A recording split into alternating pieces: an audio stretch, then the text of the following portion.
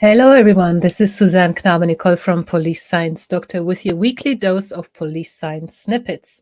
Police science snippets are what I consider actionable, usable, frontline practitioner-friendly pieces of research that have been published, most of them quite recently. And every Tuesday, I send them out to my email list with the links to the original research for everyone who subscribes to the email list.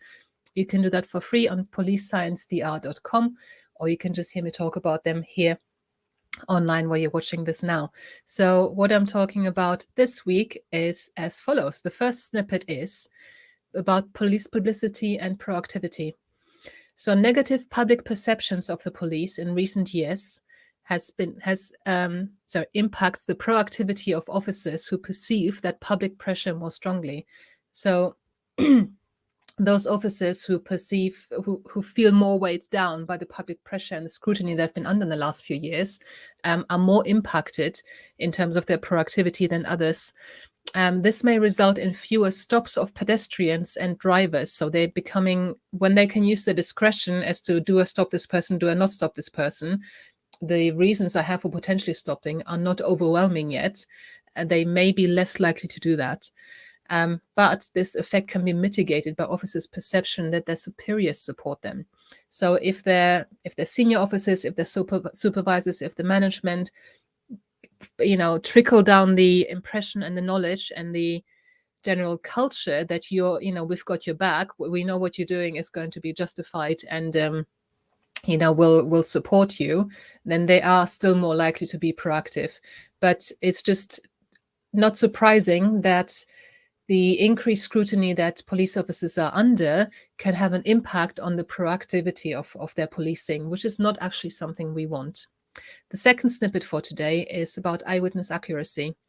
Generally, eyewitness confidence is related to accuracy of the testimony. Now, that's interesting because I've also heard research that says the opposite. So I'm not quite sure where I am on in terms of which side of the fence I am on, or if I'm sitting in the middle. I don't know. However, the accuracy of eyewitness testimony is reduced when there's a weapon present because of that focus effect. So if you're an eyewitness to something and there's a weapon, obviously your attention is focused on the weapon and you're less likely to perceive correctly and remember correctly everything else that's going on around there. It becomes peripheral. And the other thing that can reduce the accuracy of your eyewitness testimony is when the case is when cross-race identification is involved. So this means that, for example, I as a white person might be less accurate when I'm trying to make discriminations about people of a different ethnic background, different skin color, than if I was that same skin color as well. So these two things, so the cross-race identification and the presence of a weapon, can impact the accuracy of eyewitness testimony. And the third snippet for this week is about physical aggression in relationships. Now, compared to psychological abuse alone, physical aggression in a relationship, so this is an intimate partner relationship, actually increases the likelihood of the receiver of the abuse reconciling with the perpetrator following a breakup, even though that increases the chances and severity of the aggression. So everybody who's dealt with domestic abuse knows that there's a cycle of the victim, going back to the perpetrator.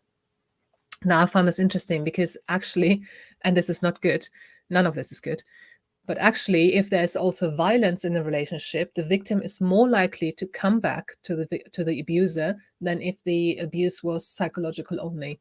So this just goes to show this is such a complex matter, and it's very important that anyone who deals with this kind of crime understands the nuances and the complexities of it, because you need to be really non-judgmental when working with victims here. So these were the snippets for this week. I hope that you found them of use, and I'll see you again next week. Thank you very much for being in. Bye. Thank you for watching. I hope you found this content useful. You can get access to each episode's transcript with key learning points, timestamps, and references if you get yourself onto my mailing list. Just go to the main website on policesciencedoctor.com, and on the bottom of each page you will find a sign-up form for notifications of new content. Just enter your first name, your preferred email address, and the type of organization you work for. You will not get any spam. This is just for me to let you know about new content and for you to get access to all the transcripts.